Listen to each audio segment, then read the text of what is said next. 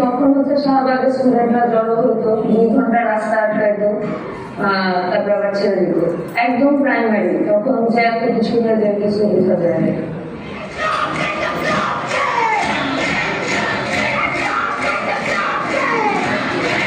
একটা turning point ছিল আর কি, এবং আমাদের ফ্লোরটাও ওরকম ছিল যে আমি যে রাজাঘাট এটা বলে আমরা রাস্তায় নেমে আসি।